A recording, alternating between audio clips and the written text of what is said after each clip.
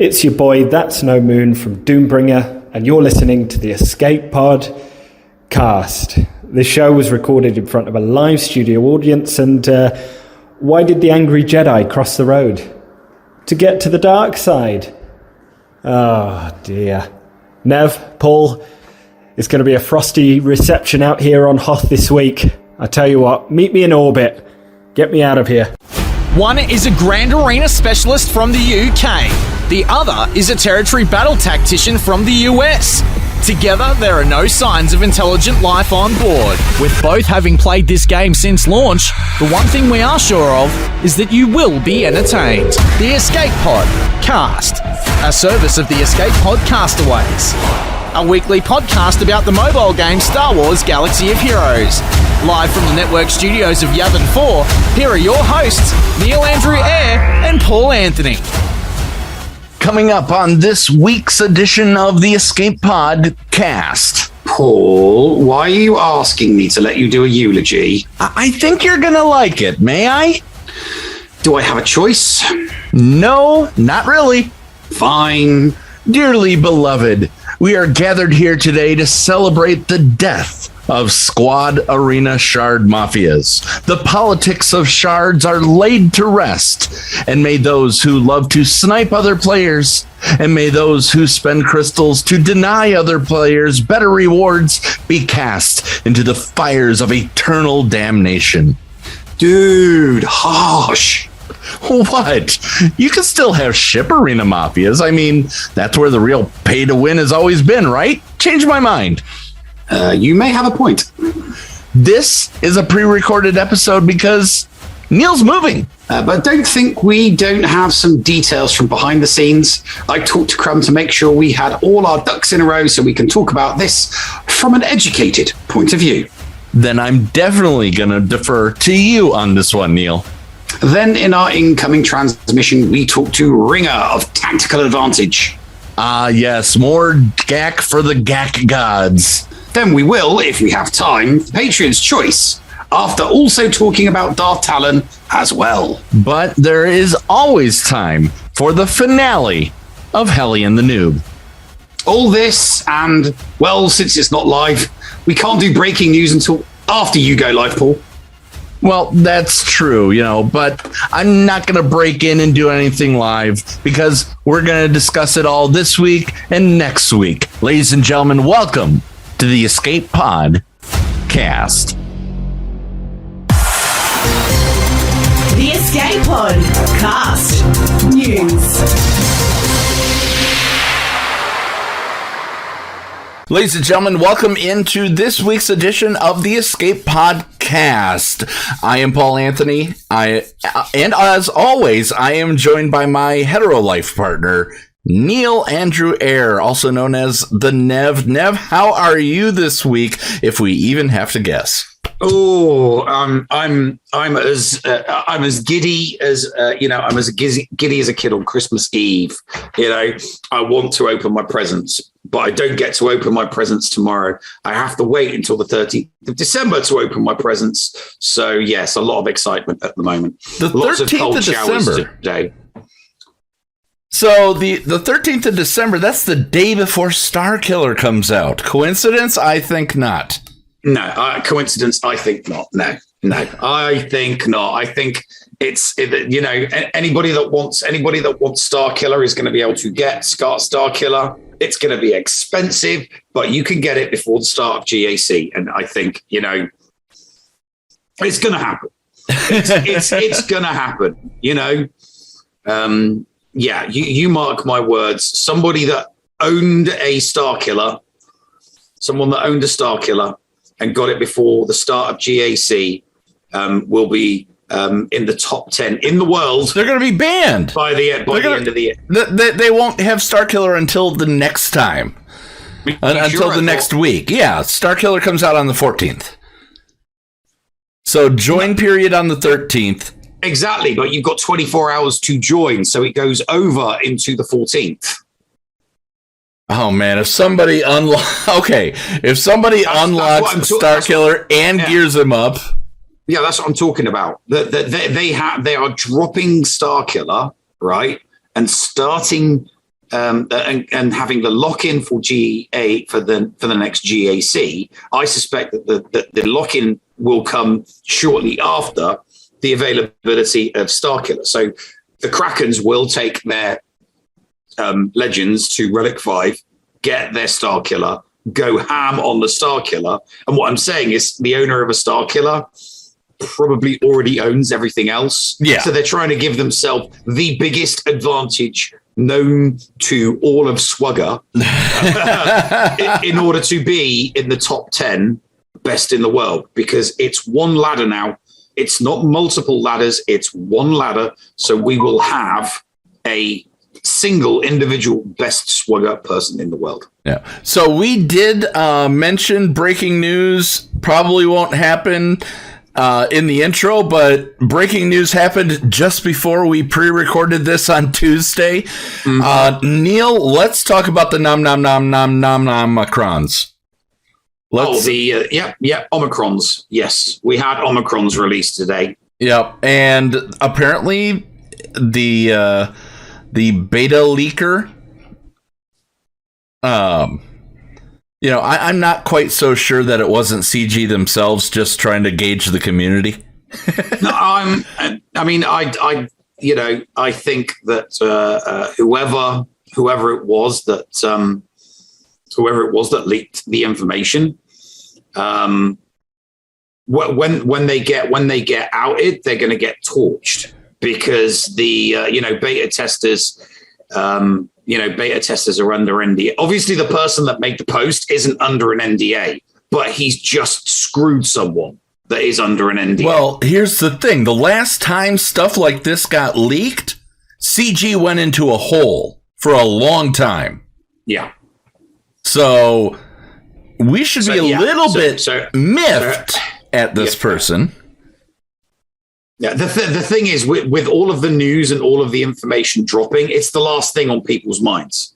What's on people's minds right now is the new format of GAC, okay, arguing with people about the relevance of, getting into discussions with people that don't do GAC but do Squad Arena and are now unhappy about Squad Arena not giving crystals and Grand Arena giving crystals, because they have no interest in Grand Arena, the new characters, and obviously the Omicrons. So the leak is like right at the back of people's minds. It's at the back of people's minds, but it's at the forefront of any content creator, because upon the leaks, the last time that leaks happened, Game Changers went away. CG retracted. Carrie left. All this stuff happened at the same time, and we were left in a void where we didn't get information out of them at all. So whoever the leaker is, I want to strangle them for putting all of the goodwill that CG has been doing in the past few months in jeopardy. It's going to be a lot. It's going to be a lot less painless if they just step forward to CG and say, "Look, it was me.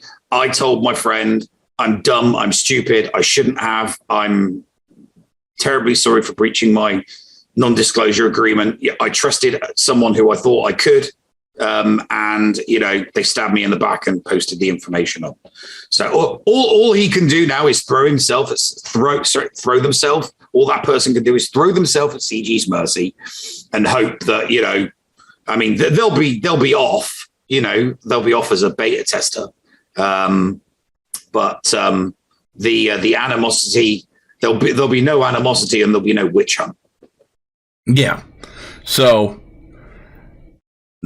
yeah, but like I said, everybody snitches get stitches. In this case, leakers get beakers. I don't know. I don't know. But so we've got but that, like I said, that's on the back front of everyone's mind. The forefront is the Squad Arena and the GAC changes.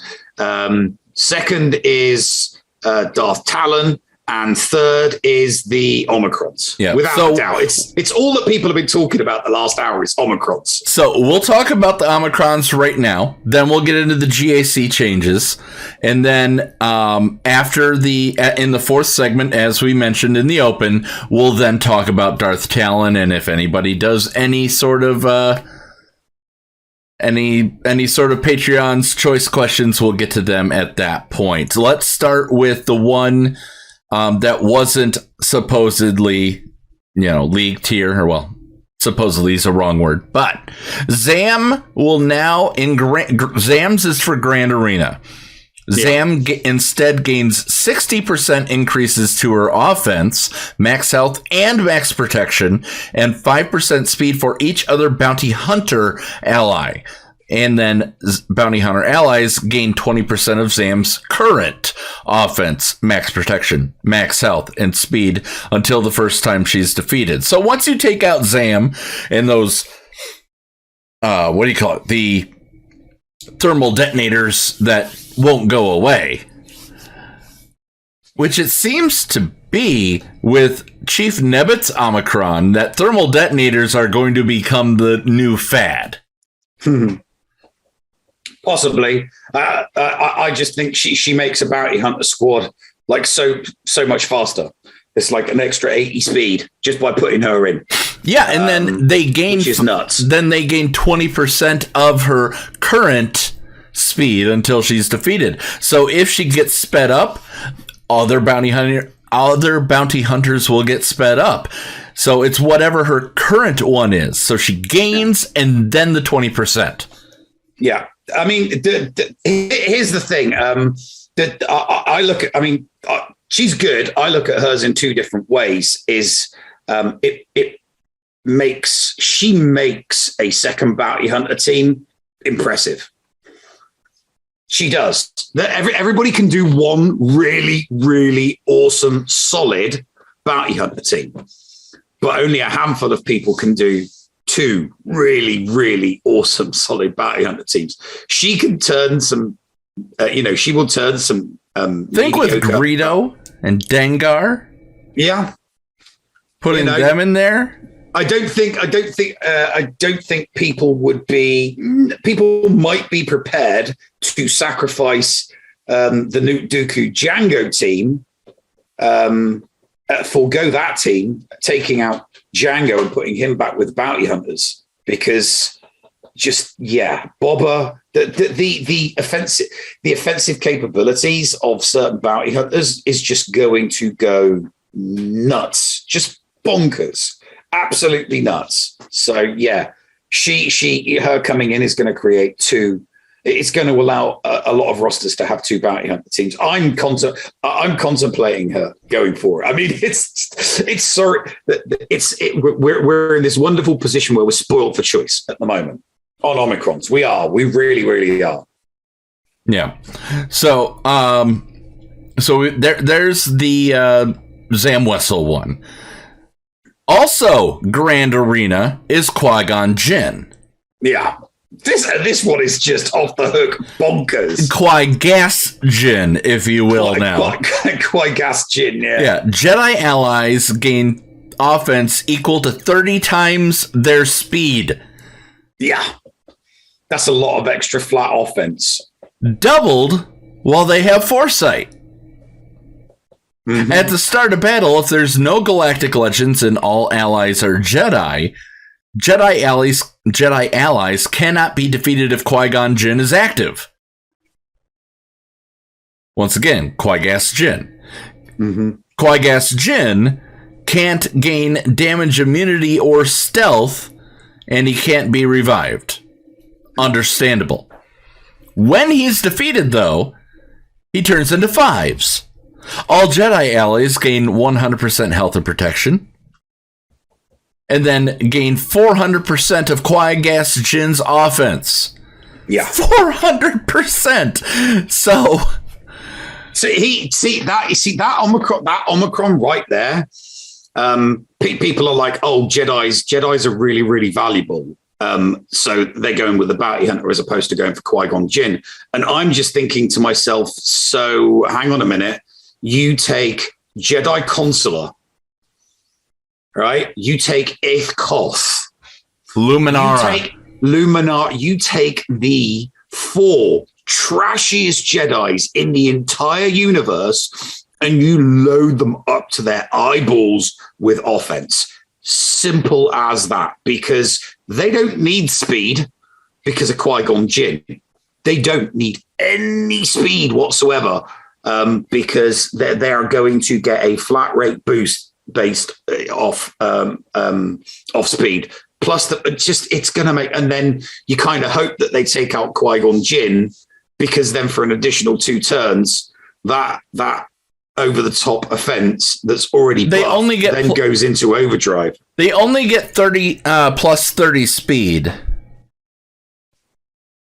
but they gain 30 times their speed in offense. Yeah. So, thank you very much for the new followers, by the way. We have 2 new followers, Chef and Han Cholo. Thank you for joining us on a rare Tuesday pre-record edition of the show.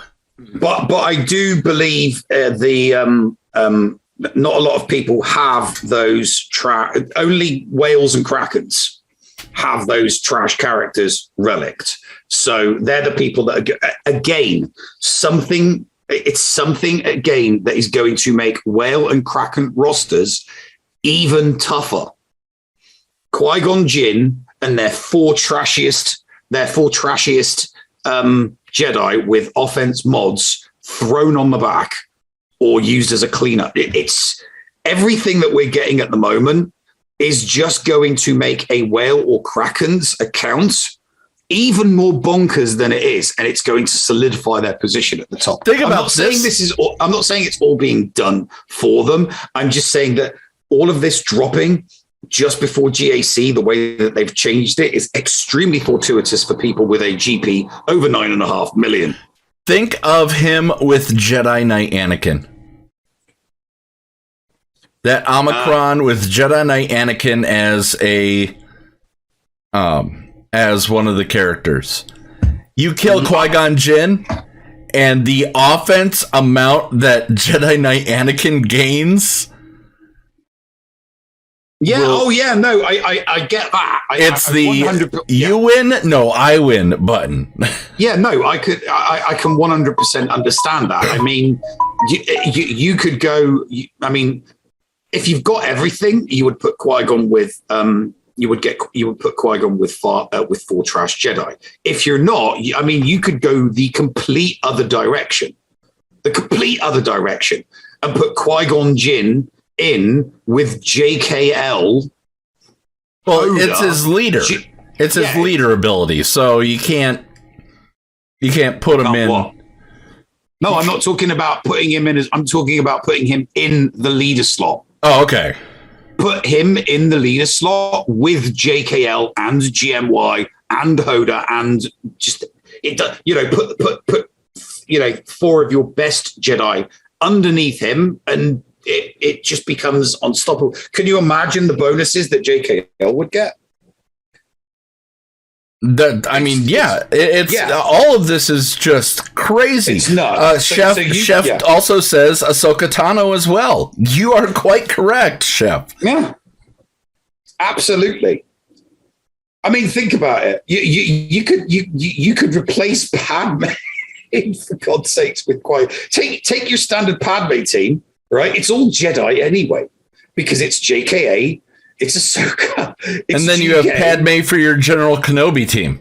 Exactly. Then you can put Padme on. Just the possibilities are endless. I can definitely see a couple of $100 Omicron packs that give you an Omicron for $100. I can so see those packs dropping. I mean, the start of GAC. We almost like if they drop again. We did see them.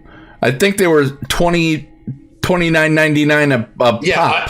I'm talking about a full Omicron, 20 Omicrons in a pack, $100. That's what I'm talking about. I hope they don't. I hope they keep it sacred like Zetas as much as possible. They will be looking to give everybody the ability to take a big advantage in GAC, this first GAC coming up. People will do anything to cement their place in the Kyber League. So let's go ahead and talk about this new league, the new divisions, the new way to gain crystals, because Squad Arena is dead. Yeah. Well, it's not dead. It's just resting in peace. It's a past mode. It has gone to meet its maker. It is no more. It is an X game mode. It has ceased to be. It is pushing up the daisies. Exactly. Yeah. For our Monty Python loving friends there, we're trying to get all of the news that is fit to print in the time that we have. Let's get on to GAC. It's the new Galactic War. Yeah, you know what? That could be very true. It's a mode that had its time in the sun and is now no more. Neil, this is your baby. This is. I have been studying so hard on this, and I've read the article, and you have also clarified things. We're letting people know you have clarified things with Crumb himself. Yeah, I had a conversation with Crumb as well, and he was able to. Basically, he clarified things to me that I kind of figured people would need clarification on prior to the Q&A. Plus, it doesn't hurt to get a few of the big things clarified and out the way, so they don't have to go on about it at the Q&A, and we can ask them more technical questions about technical issues. But I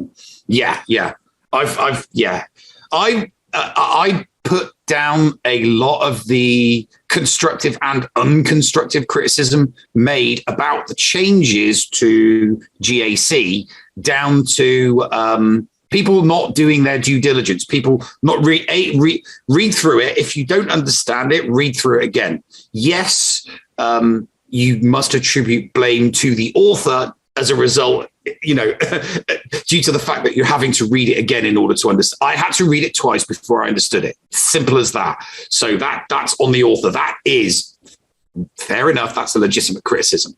But reading it twice, speaking to Crumb, and having many conversations with many other content creators, and yes, I am there. Clarification.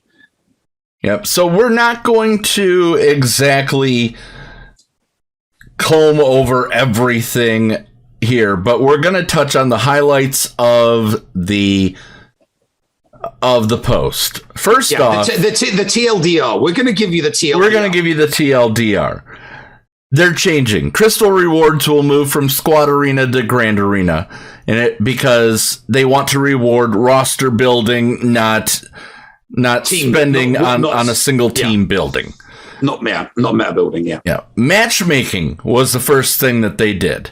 Mm-hmm. So everything is now equivalent to, if you play chess, you know what we're talking about. Your chess ranking. You win, you lose, you move up in skill ranking. Yeah. What did you discover? What were your initial thoughts, Neil? And what did you discover? Right. So basically, the way that matchmaking is done, because nobody currently has a skill rating, and that is the metric that CG are going to use moving forward, is a skill rating, not banners and GP. They are moving away from banners and GP altogether and doing, moving towards a skill rating based system.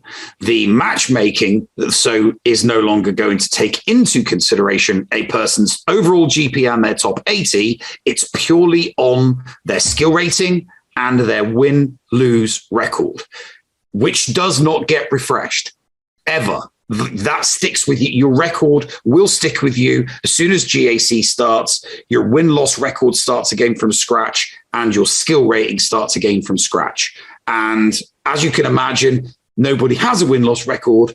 Nobody has a skill rating at the moment. So what they're doing is they're seeding everybody in the divisions and the leagues and the divisions within those leagues with a flat GP.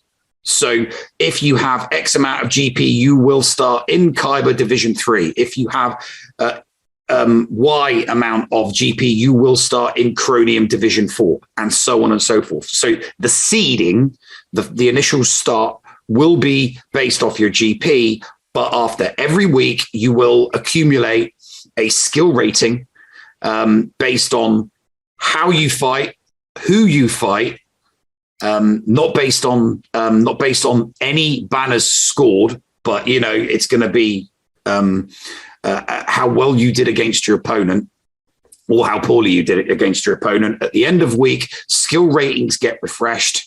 You'll have that skill rating will put you in a position in either 1, 2, 3, 4, or 5. 1, 2, 3, 4, or 5, and then based off that rating score, 10% of Division 5, 4, 3, and 2 will move up a division within their league. There is no going down during a week, only going up. And then you'll do another week, and you'll get another set and then of another wins one. and losses. And then another. And that will then add to your skill rating. So the more you play, the either better or worse your skill rating gets based on how good you are.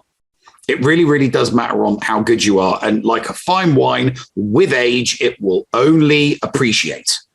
You buy a painting, you expect it to appreciate and be worth a hell of a lot more, 12, 24 months down the line. Your skill rating is going to be a much truer reflection of how good you are at GAC over time. You're regularly going to be playing people of the same skill level of you, and every now and then you're going to meet someone with a boatload more GP than you. But the swing side of that is you're also going to face people with a boatload less GP than you, but for some reason they're sat on 2 GLs while you're sat on 1. And that's simply because they have 2 GLs and you have 1. And, they've been able to get lots of... So that's the way the matchmaking is done. Win or loss and skill rating. Yeah. And some... Bringer asks, how does this take into account for GL comparisons? There are none. There are none. None whatsoever. None whatsoever. You could meet someone... And you had that really, clarified. Really you had that clarified by Crumb, too. Yeah, I had that clarified by Crumb. So you might have 2 GLs and you might meet someone with no GLs, but they have the exact same win-loss ratio as you and the exact same skill rating as you. It means they're good because, that if you've been undefeated or if you have a good record, then that's just the way it is. And likewise, it can swing the other way. You might have 2 GLs and face somebody with the same skill rating score as you and the same win-loss ratio score as you, but they have 4 GLs. It's going to take a while for the divisions within the leagues to even themselves out into a true meritocracy of skill. So, 12 months from now, you're probably only going to be playing people that have a similar roster to you, but not just that, a similar skill level to you. And every now and then someone much, much better than you is going to play you, but, every equal, there's an opposite and equal reaction. The other swing side is going to happen. You're going to face, you're also going to face people more than you. Let's tell everybody how nice it is that you and I are currently equally skilled at this game. Yes, we are. Right now, we are all equally Everybody skilled. is as good at the game as everybody else right now. Yeah. Well, I mean, that is not strictly true. The stats at the beginning of GAC say that it's not an actual physical reality. Just because it's down in GAC does not make that a physical reality. It's on paper. It's in numbers, man. We're all as equally good as each other. Yeah, the start. The start. That's where you need. That's where you want to get your good. You want to get your good. Here's the thing. The first 2, 3, 4, that. Ned's doing finger math right now for the podcast. It will take 4 months for all of the people that are auto deployers, sandbaggers, and DNSs to be relegated to the bottom division of the bottom league. Once that is, in Kyber, we're only going to have to wait a month. In Erodium, they're only going to have to wait for 2 months, and so on and so forth. Because what will happen at the end of every month is all those people that DNS'd or sandbagged or just auto-deployed will be 0-12 at the end of the month. They'll be in the bottom 10% and they'll get relegated. So anybody in Kyber, you're only going to get this 1 month if you're in Kyber, where you get a DNS, a sandbag, or an auto-deploy. If you get one, you must take advantage, because that is a win in the box. And higher you finish, the better you do in season 1, the higher up the league you're going to be for season 2 and 3, and so on and so forth. All right, let's take a quick break. After this break, we're going to come back and we're going to talk about the rest of this big article that shook up the world of Star Wars Galaxy of Heroes. And we'll start with the scoring changes right after these messages right here on the Escape Pod cast.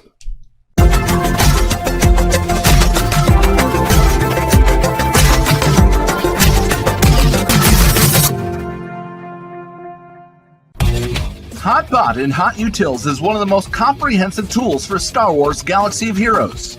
With integration into the super useful mod tool Grand Ivory, Hot Utils can help you tackle some of the most difficult aspects of the game. Not sure how to mod your roster for a certain game mode?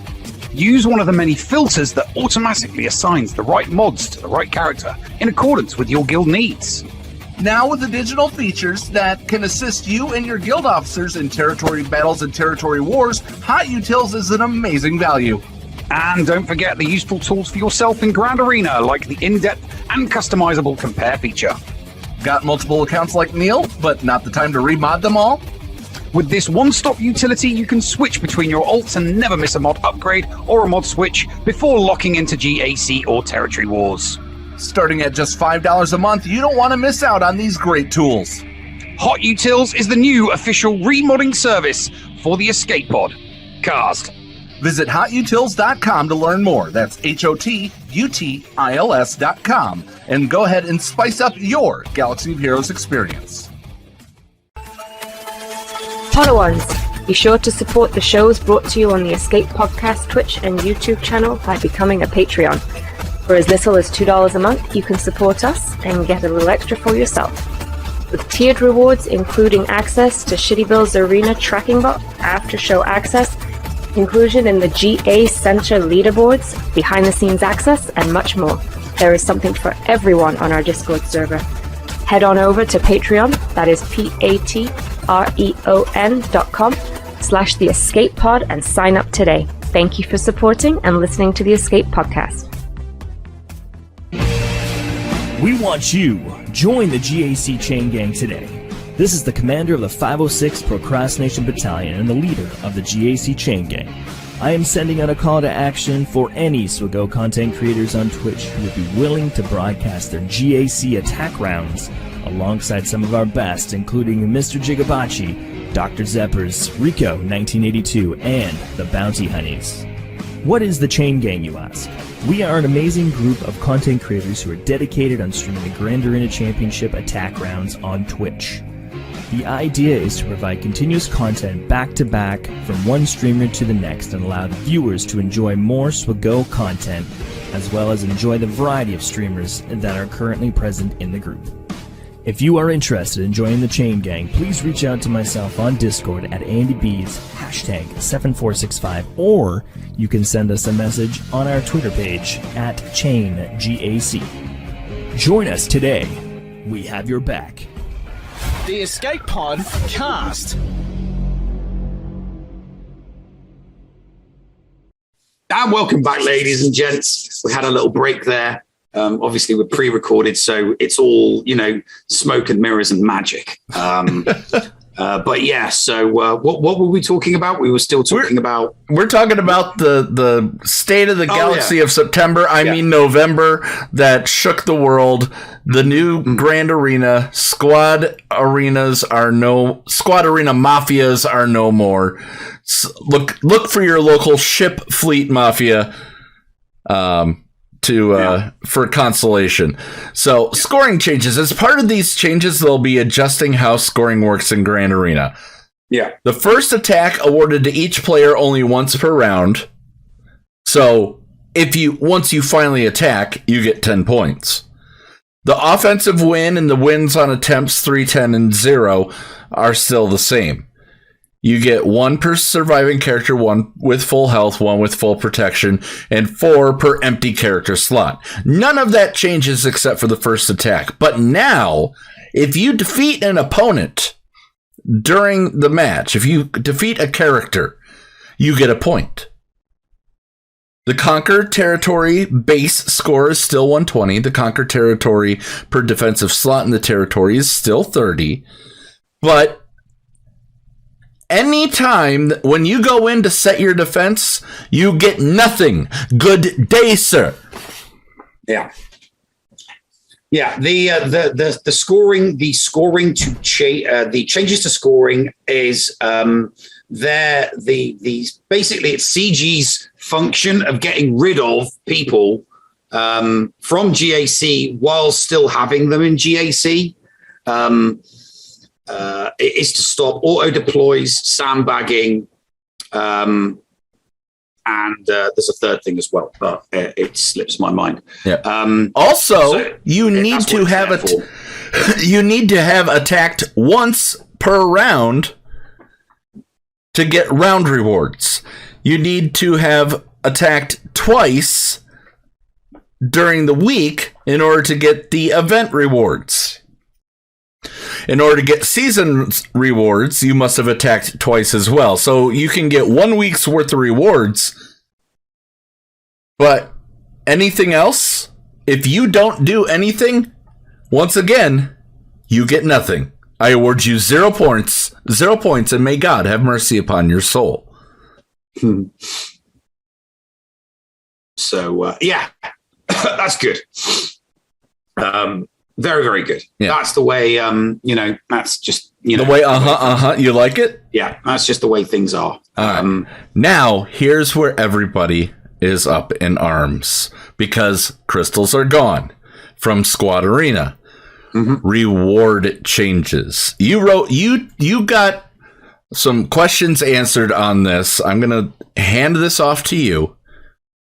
Reward changes are here.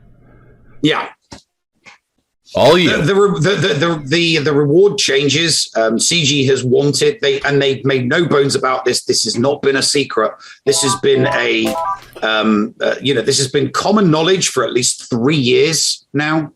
That CG has wanted to phase the crystal rewards out of Squad Arena into other modes of Star Wars Galaxy of Heroes. And it just so happens that the most suitable candidate for that move is GAC. There is no other PvP mode on an individual level. It's as simple as that. That Squad Arena and GAC are the only one-on-one PvP modes. So if you're moving the crystals from one PvP mode to another, GAC is the only option. But like I said, this has been common knowledge for 3 years. I thought it was common knowledge for 3 years. So the fact that it is so surprising to people is surprising to me. But I think that they've made it as easy for some people. They've made it a little bit harder for other people. If you have an account that's more than 5.7 mil GP, and you were finishing in the top 5 of your Squad Arena on a daily basis. Oh. If you do GAC, your crystal income isn't going to... What? Yeah, you broke up a little bit there. Oh, right. Oh, Sorry, yeah. Yes, it's you're going to make the same income that you did before, and in some cases you might make a little bit more, as long as you maintain your position in Kyber month after month after month after month. Nothing changes for you guys. Everybody under 5.7, you're going to have to put, if you're in Erodium. So that's a GP of, I think that's as high as 5 point something. It's your Division 3s. You're going to have to put a fraction of effort in for an extra month. So if you've got 4.6 million GP, you're going to be in Erodium. And all you got to do is put in 1 month's really, really good solid effort, and then get yourself promoted to Kyber, and then you'll be back. From Cronium downwards, that's where the big losses are, unfortunately.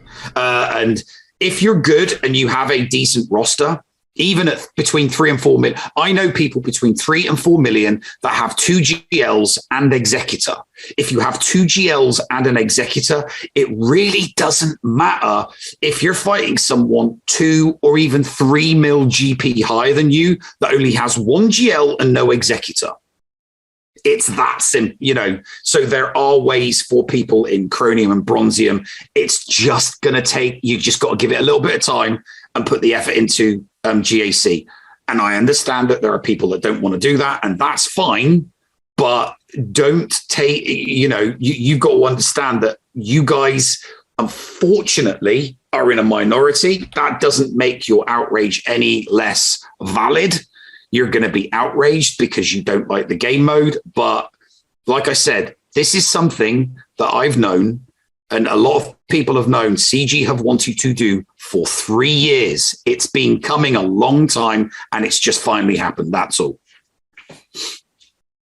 Yeah. So, I'm not, and the other part of it is that if you're getting, place 50, and if you're still doing well in Ship Shard, you're making out like a bandit if you're high GP.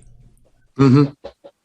You're getting absolutely. top 10, top 20 rewards for a while. Yeah. And now you just have to prove your mettle.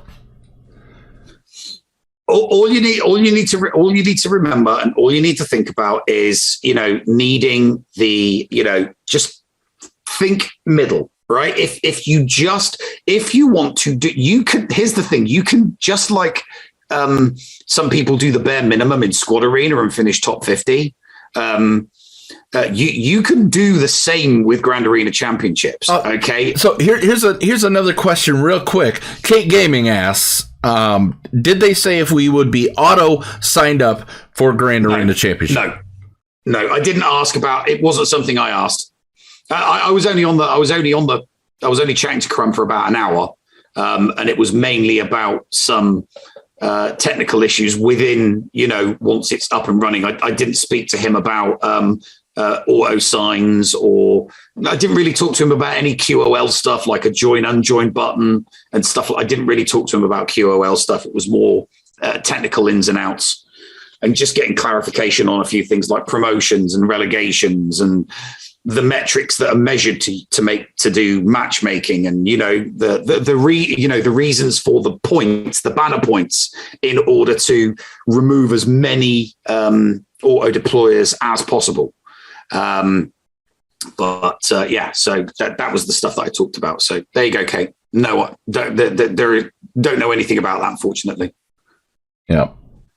All right, let's head back to the State of the Galaxy.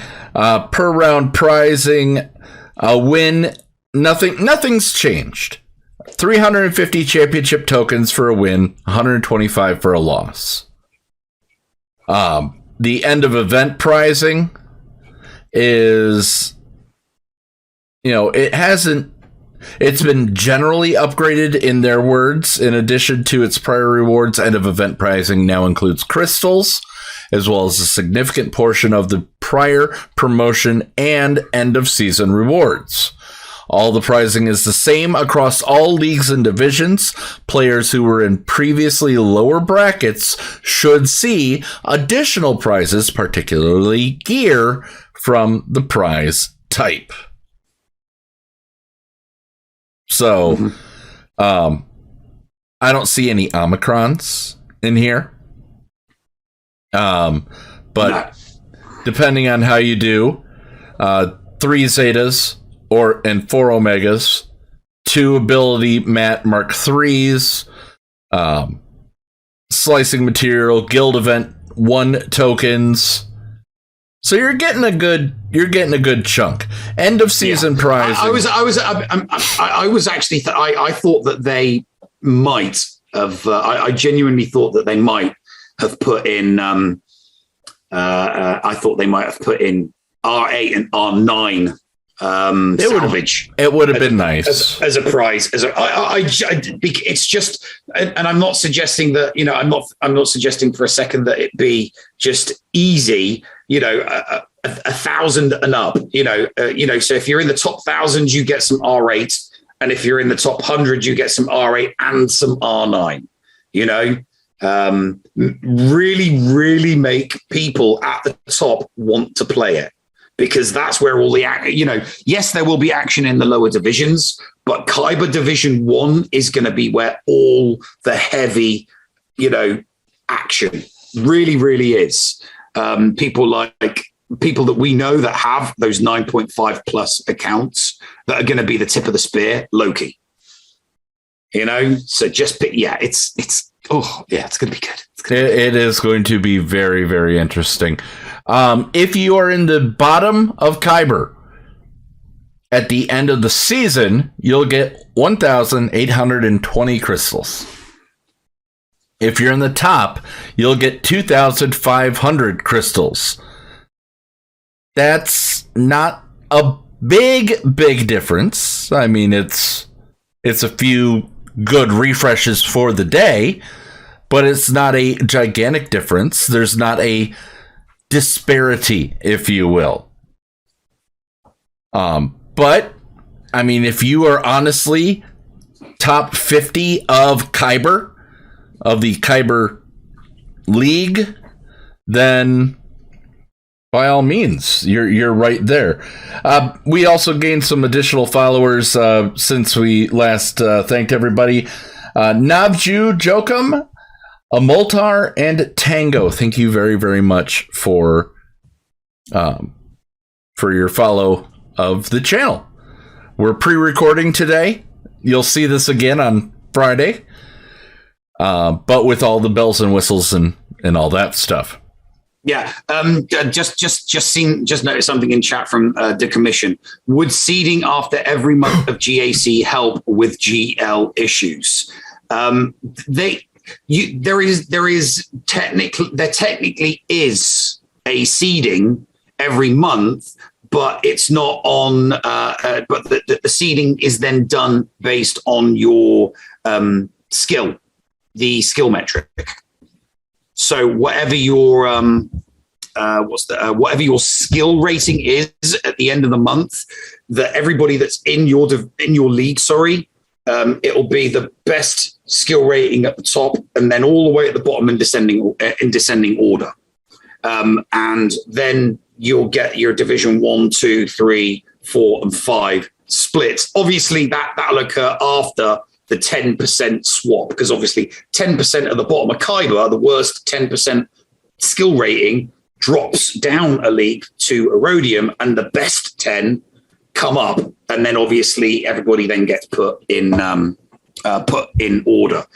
The matchmaking at no point is going to make any differentiation whatsoever against GLs. It's not.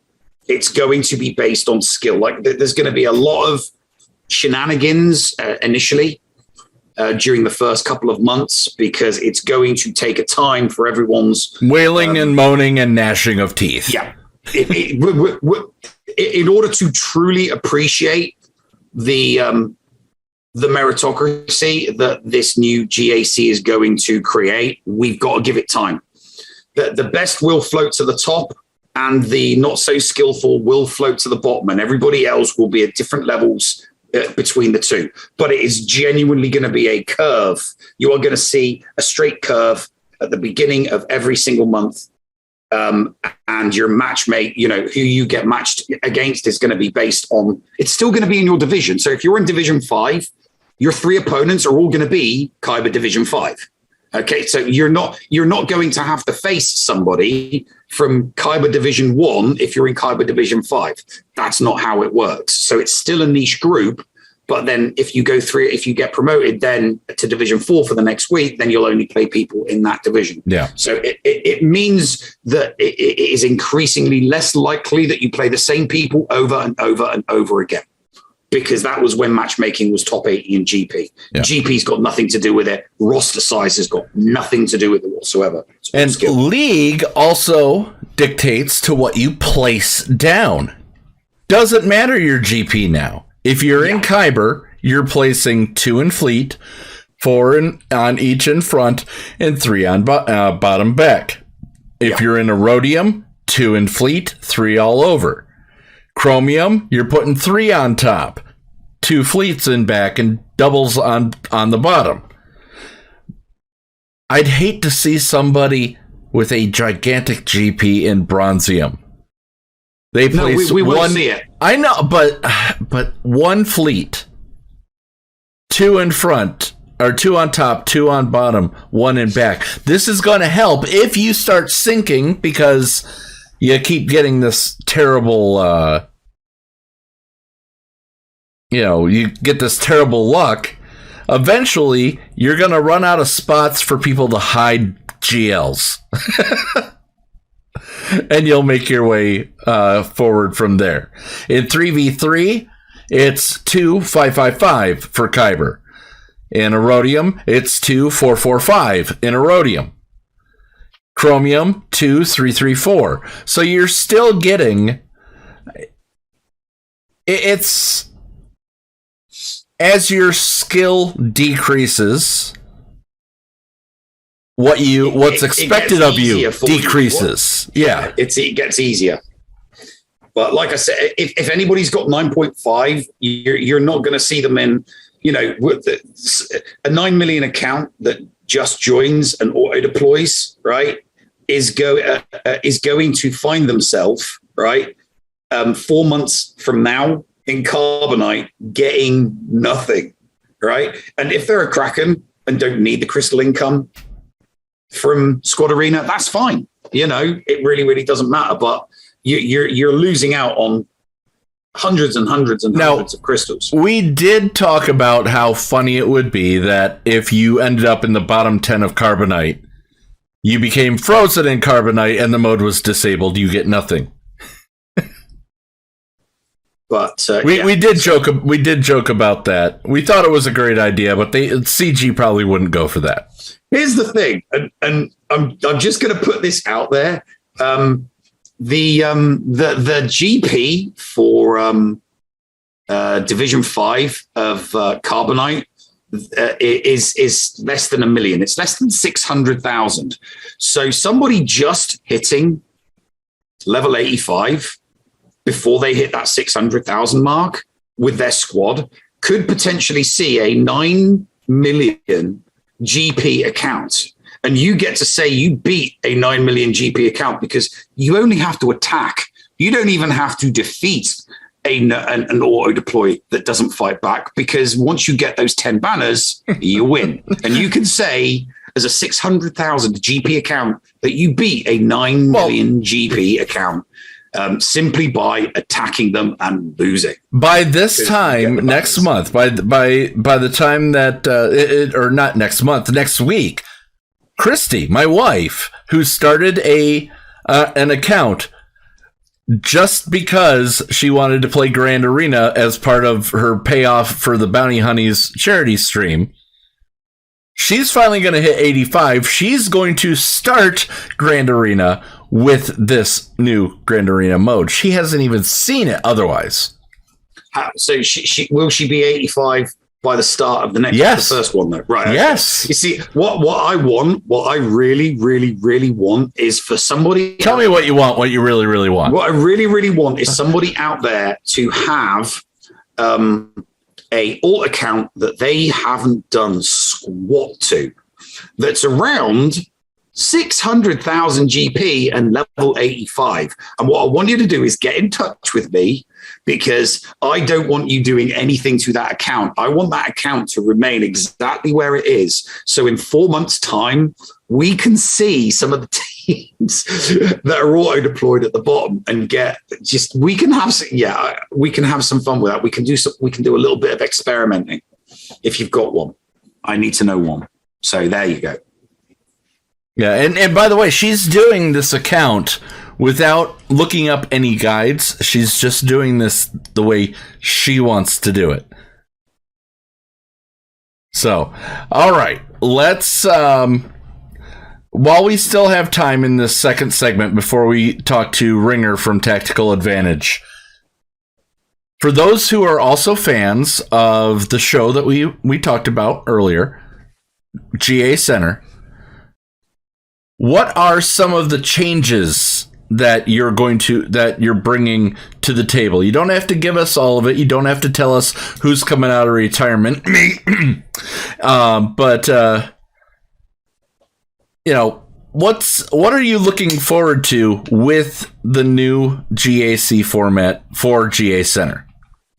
Well, I mean, we're not going. We're going to see I think we'll see lots of ups and downs initially. I think it's probably going to take all of season 5 as kind of like the learning curve and the weird matchup phase, because once you've got 36 rounds under your belts, your skill rating is going to level off, and you're a hell of a lot more likely to face other people with similar accounts to you because they have similar results. Yeah. Yes, there will be exceptions to the rule. There are always exceptions to the rule. So I think for the first 3, it's just going to be fun and exciting to see how things go. But all we're going to be doing is covering Kyber and Erodium, because that's where everybody is. that's where the most. That's where 90% of our base is. Yeah, I'd say 90 to 95% of our base. Yeah. So but all we're really going to be changing is, I mean, we'll still do everything based off a win and loss, but instead of showing the banners, we'll be showing the skill metric. And then it will still be,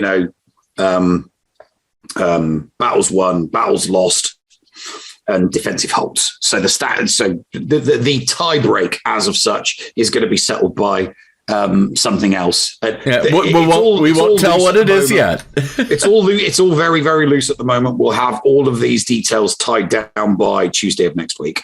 But yeah, I'm just looking forward. I mean, there are people that we've had several content creators, come out of retirement that want to get back into GAC, not just get back into one that surprised me. Stream it.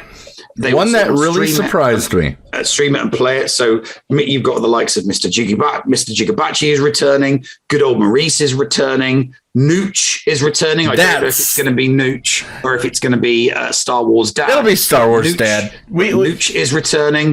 Micaeus is returning. There's just so many people picking things up. I hope to get a few more. I hope to get a few more in there, definitely. But yeah, we'll have a nice full roster at the start of season 5. Details to follow on Tuesday.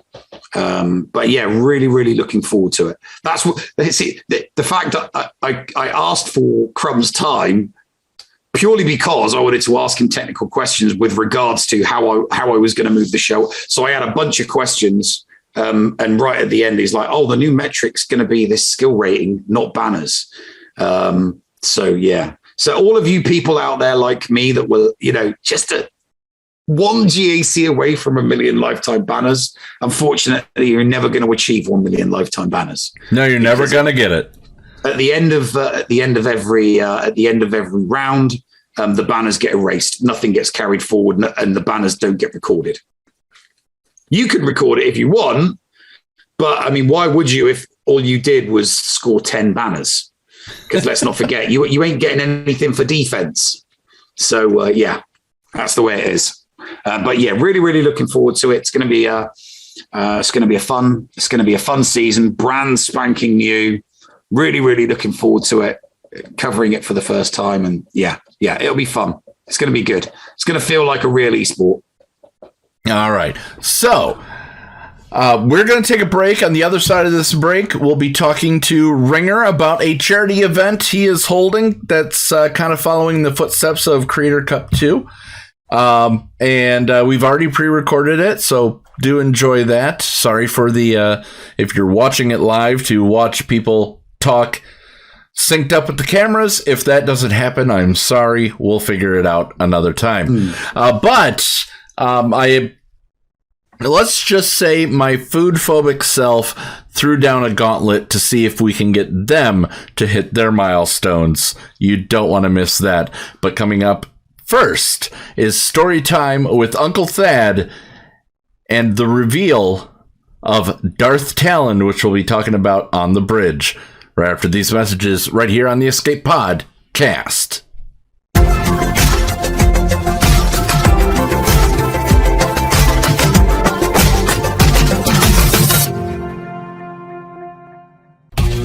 HotBot in Hot Utils is one of the most comprehensive tools for Star Wars Galaxy of Heroes.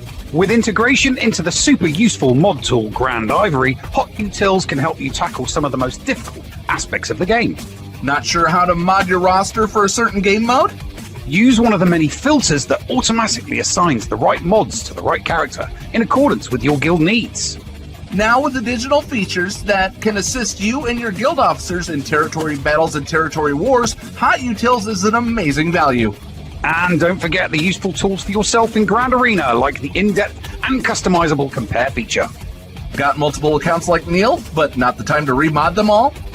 With this one-stop utility, you can switch between your alts and never miss a mod upgrade or a mod switch before locking into GAC or Territory Wars. Starting at just $5 a month, you don't want to miss out on these great tools. Hot Utils is the new official remodding service for the Escape Pod Cast. Visit hotutils.com to learn more. That's HOTUTILS.com. And go ahead and spice up your Galaxy of Heroes experience.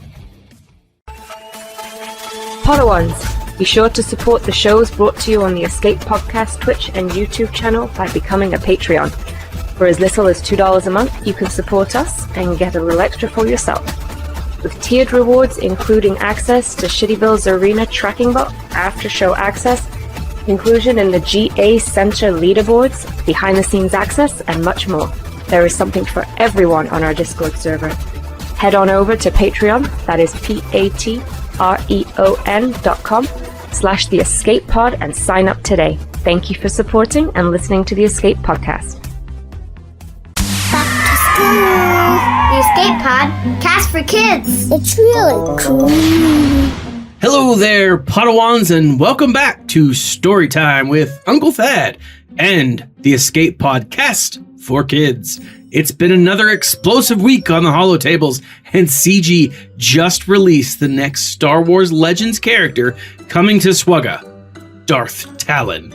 And if you're not familiar with this Sith lady, then buckle up, my friends, because I have a story time for you. Darth Talon was a female Lethan Twi'lek who operated in Legends material in what we would now consider beyond the sequel era. She is most commonly recognized for her deep red skin, dark Sith tattoos, and provocative dress. While it does look like Capital Games toned down her physical allure, they didn't go full Little House on the Korriban. So don't worry, friends. You won't see this Sith lady rocking a long sleeve dress and white apron. Darth Talon first appeared in Star Wars Legends in the Legacy comic book series back in 2006. Her story takes place 137 years after the Battle of Yavin, and was a member of the Sith Empire and the One Sith Orders. She was an apprentice to Darth Krayt and Darth Ryan. Wait, that can't be right. Darth Ryan? That's not scary enough to be a Sith name. Might as well call him Darth Kevin or Darth Steve, or I don't know, call her Sith Lady Tiffany. No one's afraid of a Darth Ryan, but apparently that was his name. So let's get back to the real Sith lady. Ryan trained Talon to be a Sith assassin. She proved to be an effective assassin when the Darth Lady cut off her former master's head. This final act captured her into the good graces of Darth Krayt, who not only made her his apprentice and personal assassin and maybe personal chef, but also Krayt named her Hand of the Emperor. As a third-generation Sith raised on Korriban, Talon was cruel in a way that most Sith could only dream of. She was cold, dispassionate. She held little regard for life, even her own. During the brief training of Cade Skywalker, a long descendant of Luke, she said that she would welcome her own death if that was what Darth Krayt wished. Darth Talon was fiercely loyal to Darth Krayt and the One Sith Order. Even when her master, Krayt, was eventually killed, Talon continued to follow the Order under the rule of Nil, or Nihil, or Niles? Nil. No, it's Nil. So that's Darth Talon from the extended universe. Let's take a look at what her kit looks like in the Star Wars Galaxy of Heroes mobile game and see just how well it measures up. Like all of her abilities, Talon's basic shows the power behind her training. She is a Sith assassin, and her attacks are always meant to be lethal. When she hits, she is going to hit hard. Ordered Assassination is Talon's first special ability, and it pays homage to her role as an assassin. As she takes the lives of her enemies, she continues to attack. It is also the first ability that shows the Dark Lady's agility and nimbleness as she flies through the air like a beautiful butterfly of death. Her next special ability, Dark Frenzy, seems to highlight the power of all Sith from the One Sith Order. As they work together, they become more powerful, dealing more damage and striking harder blows. This ability will provide a level of speed for the Sith team that will be very much appreciated. Talon's first unique ability shows just how dedicated she is to her order. This ability provides a revive for Sith-led team leaders, as well as strengthens her own standing in the battle, assuming she lasts after that initial loss. But again, it shows just how committed she is to keep her leader alive.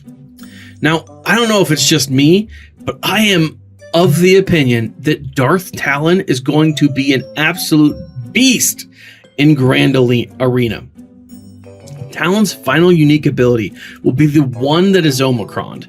And remember how I called the Dark Lady a beautiful butterfly of death?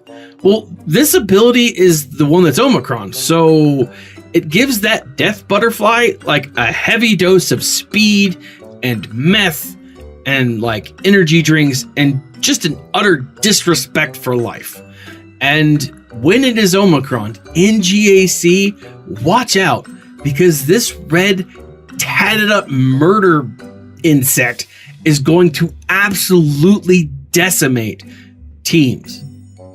So there's that. Well, that's it for me this week. Tune in next week for more story time with Uncle Thad on the Escape Podcast for Kids. Hello, friends. This is Thaddeus from Going Nerdy, and I approve this message and am compensated for signups for this service. The world's largest audiobook library is at your fingertips, and the Escape Pod Castaways wants you to try it for free. Head on over to escapepodcastaways.com and click the Going Nerdy offer button to claim a free audiobook and 2 Audible originals. Cancel anytime, and it's absolutely free to sign up. Check out Audible and support the Escape Pod Castaways. All for free. See Audible website for details. Restrictions may apply. Hey there, listeners. Merchandise specialist Critty K here. Do you enjoy the Escape Pod and want to support the channel and get something a little extra for yourself as well? Head on over to tpublic.com/user/theescapepodcast and grab a Team Neil, Team Paul, Critty Play, or many other fun Padawan designs on your choice of shirt, cup, sticker, mask, or even a magnet. And be sure to check out the Mrs. Anthony Shirts channel on the Escape Podcast Discord. and get the latest info on the other designs I make as well. Sometimes there's even a sale going on, so it is smart to stop on by. Thank you for supporting the Escape Pod cast. Receiving incoming transmission.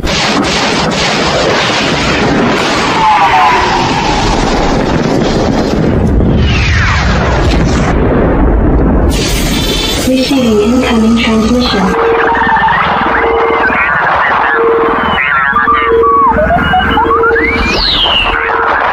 Receiving incoming transmission.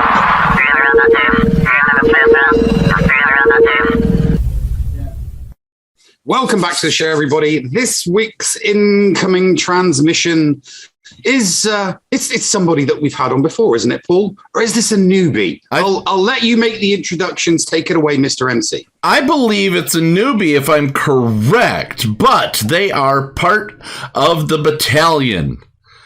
Am I right in that? No, I'm part of the Tactical Advantage. Tactical Advantage. You were wearing the Ram Bam shirt, so I thought. I am.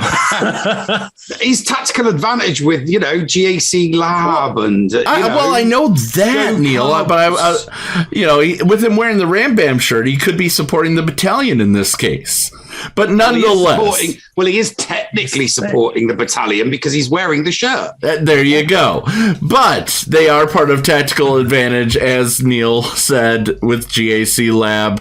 They're tons of great people. You guys had me on the Tactical Advantage podcast a few weeks ago. It was wonderful. You should go check that out. Links will be down in the description and also being posted in the chat during this replay. This interview is pre-recorded, so if something changes during it, it is what it is. This person, I found out, plays 5 different instruments, and we'll definitely get into that. And Neil has never seen Attack of the Clones all the way through. Okay. And their least favorite character in Star Wars Galaxy of Heroes is not Rose Tico, but in fact, simply Rey. And we'll get into that in just a moment. Ladies and gentlemen, welcome to the show, The Ringer Experience. Welcome, Ringer. How are you? I'm great, Paul and Neil. How are you guys doing today? Good, mate. So let's get into the normal questions that we always ask when it comes to new guests and all that. First off, what is your account GP? I think I'm sitting at 7.77 now. It's getting real close to 7.8. Wow. Now, how long have you been playing? So I started playing in June of 2016. I actually got started because my trainer at my current job played the game, and he knew I like Star Wars. He's like, "Hey, have you checked out this mobile game?" And that was it. There we go. So with a 7.7 GP, you have to have been aquatic at some point. Yeah, you can say that. Would you consider yourself a dolphin, a whale, a kraken, a minnow, a largemouth bass? What's your level of spend? Since Neil is no longer interested in asking that question, I will ask it. If the Scorpio bot is correct, I think I've hit Kraken status at some point in the over the last 6 years. Oh, so you've gone balls out on individual characters then, because most I would loosely describe most Krakens as someone that has got a character at marquee and then just gone balls out on a single character in one go. I wouldn't, attribute that because sometimes whales will buy. See, I would differentiate between a whale and a kraken. A whale will whale on a character to 7 stars, and then they'll gear them up as fast as they can with what they've got. A kraken will buy a character to 7 stars, but then gear them to the relic level that they desire straight away, as opposed to what a whale does, which is just kind of like use the resort, because they've already forked out like a few $100 in order to buy the character. They don't want to have to fork out another couple of $100 just to take it to like relic 5, 6, or 7. So have you done that on individual characters? I've done it more for the Galactic Legends than just individual characters. Like I started out with Rey, ironically, to have the Galactic Legend at the start of when they were like hyped for Arena. And then the only other character I've really gone like balls in on has been Jedi Master Kenobi. And really the only reason I did that is because he's my favorite character in Star Wars in general. And I was like, all right, you know what? I got to do it. So you crackened out on GLs. On, yeah. So you crackened out when it came to GLs, but you're more of a whale for the rest of the game. Yeah. And these days I've come more to a free to play kind of stance. Like I'll still spend a little bit on like the mod packs, if they're like the right sets, but outside of that, there really hasn't been anything that's tempted me to like buy that I can think of recently. None of the legends that are coming out. No, I want to get Dash, and Kyle is really good for my Mon Mothma squad, but I'm also running out of things to farm. So at this point, it's just kind of like I can just free to play farm them when they drop on a node. Yeah, when they finally, when they get past that 3-month cadence and you can actually farm them. Yeah, well, you wouldn't use like crystals from the crystal store just to kind of like top it up until it becomes farmable. I'll think about it. I mean, I'll tell you what, if the rumors are true and they drop Mara Jade, I'll start spinning crystals. Yeah. I don't know of a single person that is not going to do that. Everyone that I've spoken to is going to simp really, really hard on Mara Jade, whether she's good or bad or horrendous. We know that it can't be as bad as Mace Windu. So, hey. Well, I mean, that's why they started the whole campaign to make Mace Windu great again. Yeah. It'll never happen. No. This game will die before. In fact, no. The month before it dies, they'll do something to Mace just to see if Rambam spends money on him, knowing that the game is going to end 1 month later. So, say he's 5-10 years spent money though, Neil. Yes, yeah, but I'm talking about 5-10 years from now when the game comes to the end of its lifespan and it's so broken that there's no new people coming because people look at the game and go, yeah, right, I'm really going to start this game that's 15 years old, and in order for me to get there, I have to spend tens of thousands of dollars to get there. That's that'll be but they'll do something. Let's see if we can make $1,000 out of this one user by just adding this super duper Omicron plus thing that makes him invincible. Making Mace Windu invincible for the last month. I put money on it. The only person buying that would be Rambam. Well, what they'll do is they'll give his unique an Omicron, and that'll change the name to it to "This Party's Over." Yeah. And then that's it. You put Mace Windu in, boom, you win. Doesn't matter what you put him in with. You put him in the leadership spot, and everything's dead. It's over. It's gone. You're finished. Yeah, something like that. So but you can definitely see yourself wailing on someone like Mara Jade. Yeah, I could see myself doing something for that. I got really close to Dash for that prepared team, because I think it's just so good, and it's something that the solo team has been missing for so long. But it's not there for me yet. So it might be there for some people now that GAC is getting reworked. Absolutely. How do you feel about the GAC realignment? I really think it's going to be a good change. I mean, you're going to see a lot of more crystals into the hands of free-to-play players, or honestly, just players who aren't getting the top 50 slots in their arena, whether that's to shard mafias or just skill. You're going to see them get more crystals in their hands, which is a good thing. You're also going to see more interaction with Grand Arena. So hopefully you're going to see a little bit less of the no-shows, which nobody likes no-shows. Yeah, the DNS. Here's the thing. Sandbaggers, auto deploys, and DNSs are effectively going to be relegated out of the game because with the reboot, you score nothing for defense. And your rating and how you get promoted is based on your score being your skills, your skill rating. So if you score no banners and lose, your skill rating remains flat. Nothing changes about it. So when it gets to the end of the season and the league is brought up and it's like, right, who's the bottom 10% of the league? It's going to be all the DNSs, all the auto deployers and all the sandbaggers that get relegated to the next league. And then if they do the same thing again a month for another month, they go to the next league and the next league.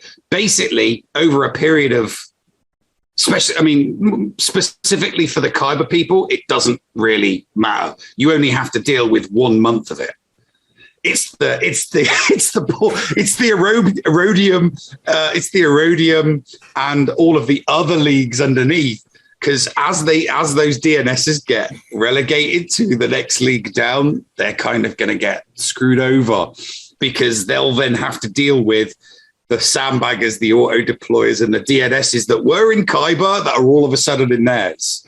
But they'll benefit from that.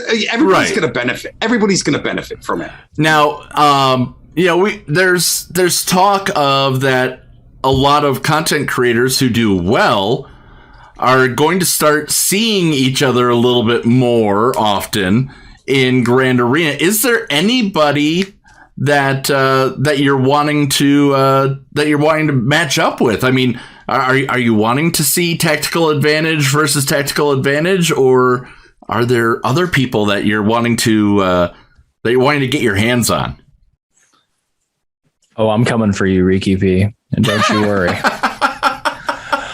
I mean, I would love to get paired up with the guys from Tactical Advantage. Honestly, I would love to see more just creator on creator content. I mean, it's like GAC is such a huge driving market sell that costs nothing. I mean, if you look at how it'll be a month by the time GAC comes back around, the just pure hunger for more player on player content on Twitch, on YouTube gaming, on Facebook gaming, it's massive. And I think being able to feed that itch with quality content creator versus content creator, where like we've seen Cubs and Urs, where you have like them playing each other at the same time. I think being able to do things like that are going to just when it's organic. When it's organic, it's good. I think that's just going to feed that hunger and that desire to see more of it. So yeah, the exhibitions aren't going to happen anymore. The exhibitions are gone; they're out the window.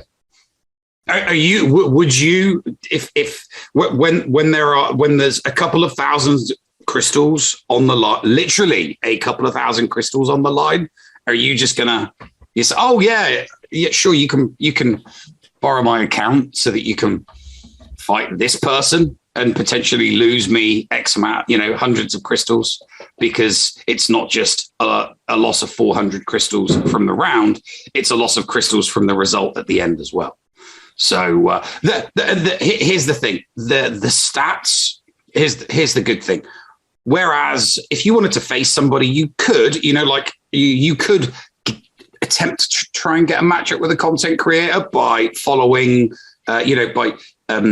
bringing up the DSR bot and checking out what a friend's GP was and what their top 80 was. And then you could kind of manipulate your account to try and get close to it and then stick and keep your fingers crossed that you get matched up. You're not necessarily going to be able to do the same thing with the new one, but you can look at people and monitor, they're 11-1, I'm 11-1. Or maybe, they've gone 22-10 and I've gone 22-10. We could get matched up in the next group, So if you just keep an eye on things like that, there's definitely going to be something out, because there's that many content creators that you would kind of hope that somebody is going to play at a similar level to you that you're then going to be able to. Because I'm looking at you, Thad. because that's going to be one of the more important aspects. See, any content creator versus content creator match. So if you were to get Ricky P, the only reason why you'd get Ricky P is because the metrics recognize you both as equal players, in skill. With regards it's to like chess, Neil. It's a lot like the chess system. It is exactly like the chess system. That is what it is like. It is exactly like the chess system. So, and if like say you got to play, if Ricky P beat you, he would get a better score than you beating him, because obviously he has a lower GP account. You have a higher GP account, much tougher. So the system is looking at you and him and going, yeah, you're equal at skill, but you've got a slightly better account. So you better not lose to him, because if you lose to him, we're going to punish you in the metrics because you should be winning. If I lose to him, I'm never going to hear the end about the amount of crap I give him for troopers. So that can't happen. Yeah. Have you relicked Arc? I have a Relic 7 Arc. Just making sure you've relicked Arc. Now, I've also Relic Shock T. So, you have something coming up this weekend and next. It originally, I believe, was going to revolve around Grand Arena, kind of a, taking off Andy Bede's Chain Gang and making it supersized, which is awesome. But without Grand Arena, we're doing something else, and it's actually airing right now somewhere.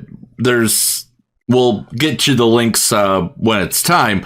But you're doing a charity drive this and next weekend. Why don't you tell our listeners about that? Yeah. So what it originally started, kind of like you said, we started talking with Andy and Ricky P and the guys, Trevor, Eldor, and Trouble. I wanted to start doing a charity event for diabetes type 1. And by the time I finally got around to actually taking the time to actually look at things, it already been middle of November. The only free weekends you had open were Thanksgiving, and nobody wants to really do this during Thanksgiving. Right. So the next thing was I wanted to start looking at, well, how could I give back to the community, or how could we, the SWGoH community, give back to the world at large? And one of those things, which is what started the Gamers Unite charity stream, was having the magic of Christmas for families that are a little bit less fortunate and able to give children toys so that they wake up with new toys and don't just feel like, oh, why doesn't Santa care about me? Because no child should ever feel that. What games are you guys going to be playing? So I'm really hoping they put Conquest back on the map Wednesday. Obviously we're recording this on Tuesday, so I don't know. That's right. My hope is we're putting Conquest back on the map. But if not, we have a bunch of guys doing Halo Infinite. I think Dr. Zeppers is still doing SWGoH related content. Probably some Fortnite too, knowing Zepp. Probably some Fortnite. I know Trevor wanted to do Fortnite.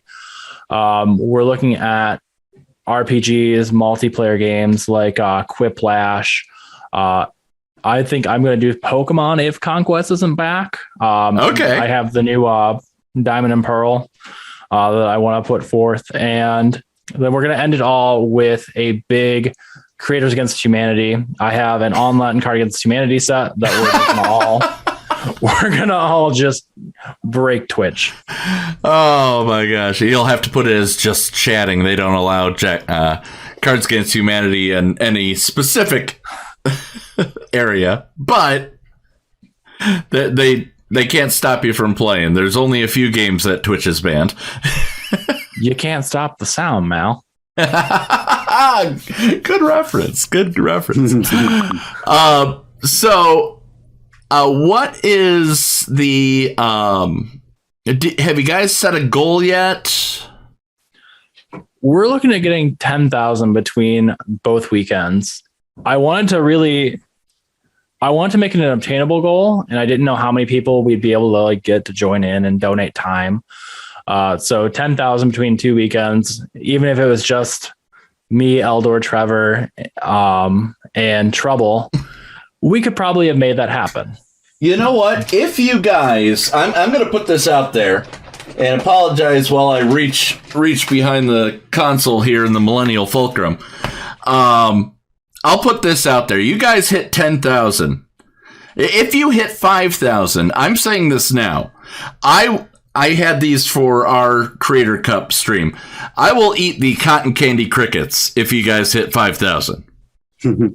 All right. If you guys hit 10,000 across the 2 weekends, I will eat the squid, the octopus. So I'm putting this out there right now that I will indulge in the 2 food-related stretch goals that I originally had set up because I want to see this succeed. So you heard that, folks. He's put his life on the line. I'm putting it down, and this time it actually is recorded, so it's actually going in the show. We had a few technical difficulties during the recording. Sorry about that, guys. So do you have any? I've helped out Toys for Tots in the past, and that's why I chose that as the Creator Cup charity. Do you have experience yourself with this, or people that you've supported in the past, or is this just Ringer wants to do good?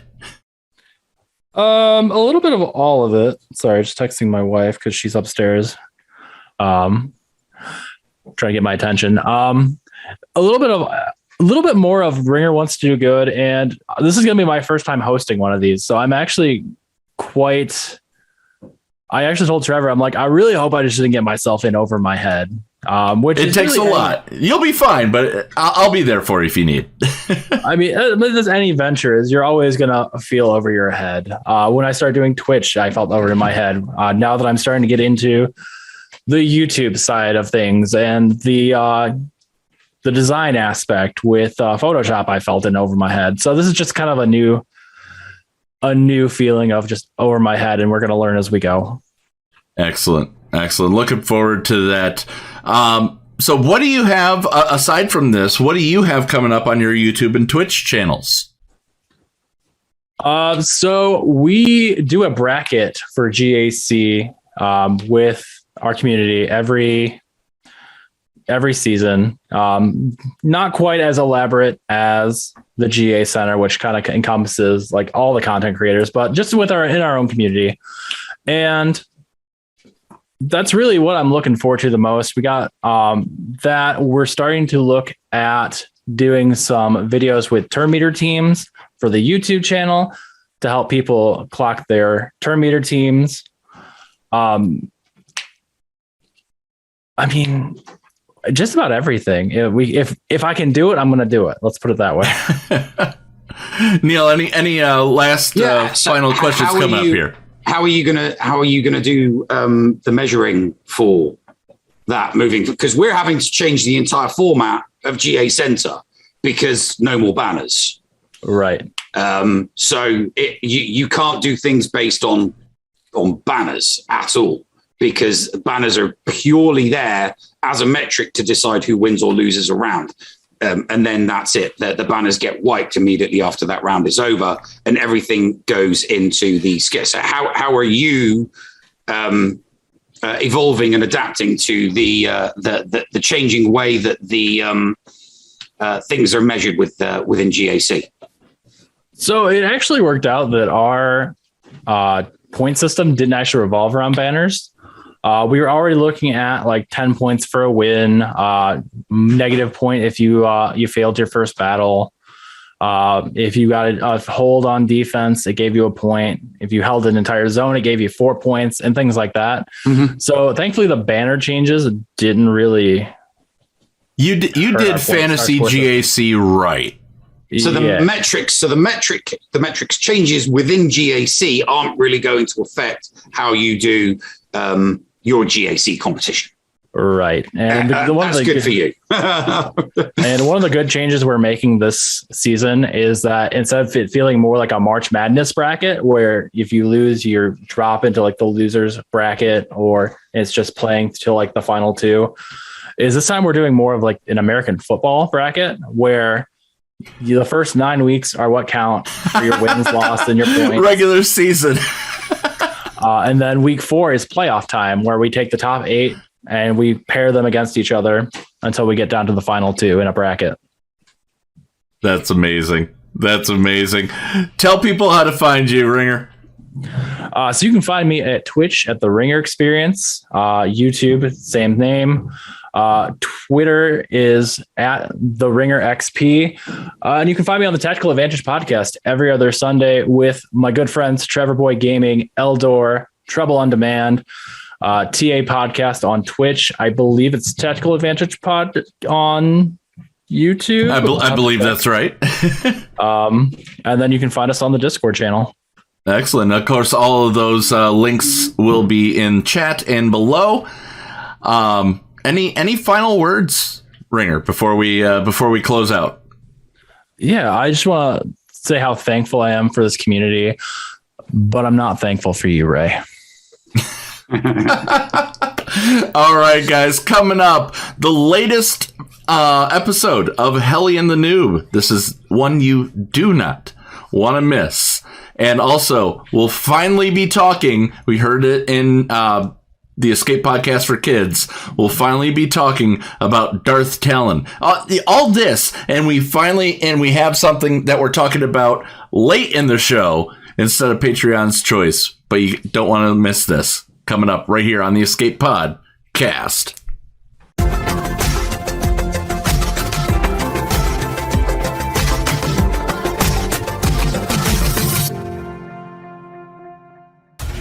Hotbot in Hot Utils is one of the most comprehensive tools for Star Wars Galaxy of Heroes. With integration into the super useful mod tool Grand Ivory, Hot Utils can help you tackle some of the most difficult aspects of the game. Not sure how to mod your roster for a certain game mode? Use one of the many filters that automatically assigns the right mods to the right character in accordance with your guild needs. Now with additional features that can assist you and your guild officers in territory battles and territory wars, Hot Utils is an amazing value. And don't forget the useful tools for yourself in Grand Arena, like the in-depth and customizable compare feature. Got multiple accounts like Neil, but not the time to remod them all? With this one-stop utility, you can switch between your alts and never miss a mod upgrade or a mod switch before locking into GAC or Territory Wars. Starting at just $5 a month, you don't want to miss out on these great tools. Hot Utils is the new official remodding service for the Escape Pod Cast. Visit hotutils.com to learn more. That's HOTUTILS.com. And go ahead and spice up your Galaxy of Heroes experience. Podawans, be sure to support the shows brought to you on the Escape Podcast Twitch and YouTube channel by becoming a Patreon. For as little as $2 a month, you can support us and get a little extra for yourself. With tiered rewards including access to Shitty Bill's Arena Tracking Bot, after-show access, inclusion in the GA Center leaderboards, behind-the-scenes access, and much more. There is something for everyone on our Discord server. Head on over to Patreon, that is patreon.com/The Escape Pod, and sign up today. Thank you for supporting and listening to the Escape Podcast. And now time for something completely shameless. An arbitrary amount of time has passed since we were last in the presence of our petulant protagonists. The Space Mystic Shaman my man, the Blowhard Cartoon Hellenics, and the calamitous droid N00B have arrived at the former Jedi Temple on Coruscant, which now serves as the headquarters of our exalted galactic overlord, the illustrious TC-14. We pick up our story as these three slackers are faced with the galactic capital's latest automatically deployed defensive measure, a never-ending barrage of intrusive in-game pop-up ads. Let's see how this dastardly trio plan to get out of this one. Newbie, look out! I've got this. Meatbag. Oh, too easy. We're almost through to the vestibule. Keep pushing. I can't stand these damn pop-ups. They're almost overwhelming us, Hellenics. At this rate, we may never reach the building's interior. And we simply must confront TC-14 before the season ends. Noob? Yes, Hellenics? How's about a little less talking and a little more aggressive negotiations, huh? Being aggressive in these situations is often helpful, Larkonian. But, in this instance, we should perhaps consider alternatives. TC-14 is obviously trying to slow us down, but she may not be trying to eliminate us. Our goal should be to get through this quickly, negating any advantage she may be gaining by stalling us. Maybe we should try something different. Wait, I know, Hellenics. Maybe if we tried accepting one of their offers on one of these pop-ups rather than trying to destroy them, then perhaps they'll stop appearing? Newbie, are you serious? You think the SSP devs have programmed these pop-ups to go away after you accept one? Obviously, you haven't been paying attention, droid. Hellenics? Yes, noob? I don't care what you think. My idea is a good one. I'm going to buy one of these packs and test my theory. If you click buy on one of these blasted pop-ups, I'm gonna fry your circuits instead of theirs. You know what, Hellenics? You're always telling people that they're individuals, and they can and should do whatever they want. But the moment they want to do something you disagree with, you threaten to destroy them. Noob, I'm just telling you how I'll react if you sabotage my plans. You still have a choice. And if you get in my way and slow me down, well then...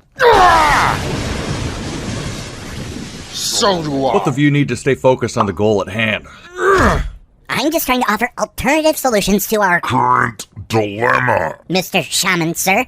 Hellenics is just being an ass. If your solution doesn't solve the problem, noob, then it's not a solution. Spartan. What's up, Shaman, my man? I have an idea. What's that? I can pull an old Ben. Explain. We don't have time for this. We can't keep wasting time explaining all of these never-ending code words, movie references, and off-color innuendos to our audiences every few minutes and multiple times per episode. We must keep moving forward. There's less than 2 episodes before we wrap up this entire saga, and we're running out of time. Relax, newbie. The victorious Viking might be onto something, and our audience actually needs to make sense of our nonsense if this episode is gonna make sense. Anyway. Aren't you the one who always goes on and on and on and on about how smart our audience is, Hellenics? Are you now saying that they aren't smart? Not at all, droid. I think our audience is amazingly intelligent. In fact, I think they're certifiably brilliant. They possess super high IQs from what I've gathered. They understand all of our references, jokes, and innuendos. They're quite literally the best gamers around.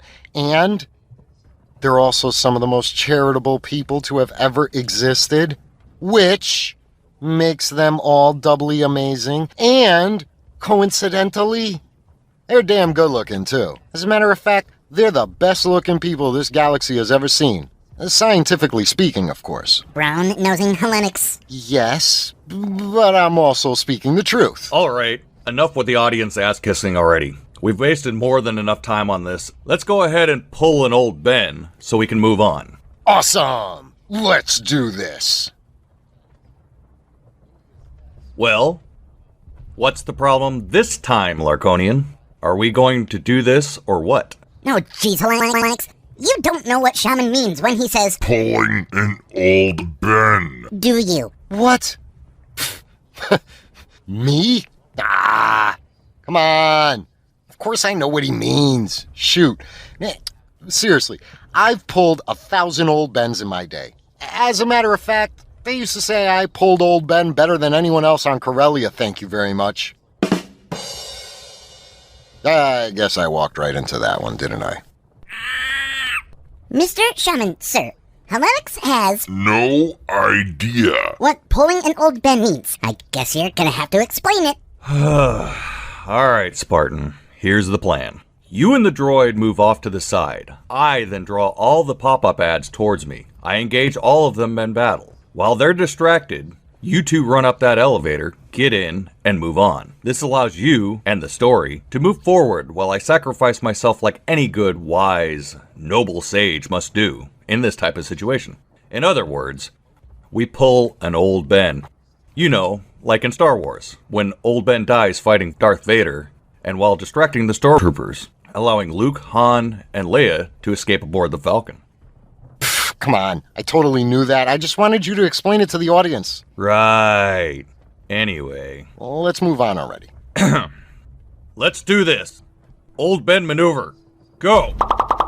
All right, guys, I'm distracting them. Go, now. Come on, noob. We only have a short window to pull this off before the pop-up ads realize this is just a ruse. Let's go. I'm coming. I'm coming. I am coming. Wait. Come on, you bastards. I could take you all on. Pop-up ads ain't got nothing on me. Noob, get in the elevator. What are you waiting for? But The shaman.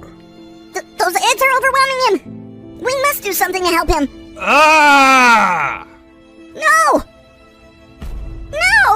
Noob! I said get in the elevator. Don't let Shaman my man's sacrifice be in vain. Run, droid, run.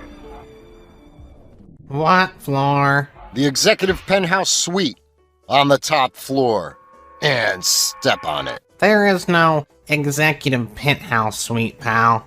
This is an administrative building, not a 5-star hotel. If you don't know what floor you want to be taken to, I suggest using the stairs. Fine. Take us, I don't know, upward, all the way to the topmost floor. Take us to TC-14.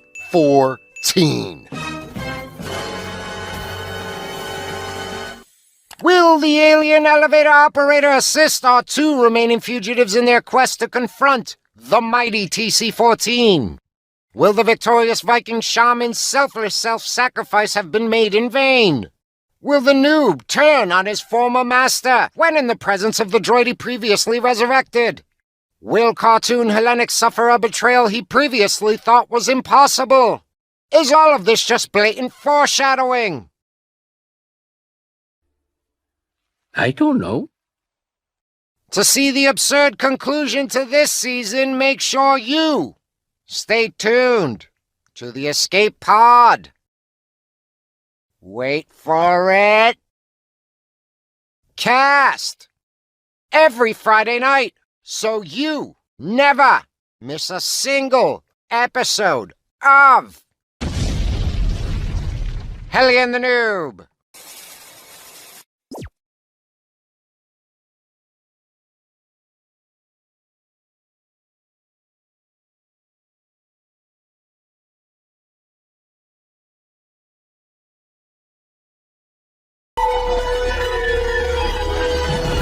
The Escape Pod. Cast. The Bridge.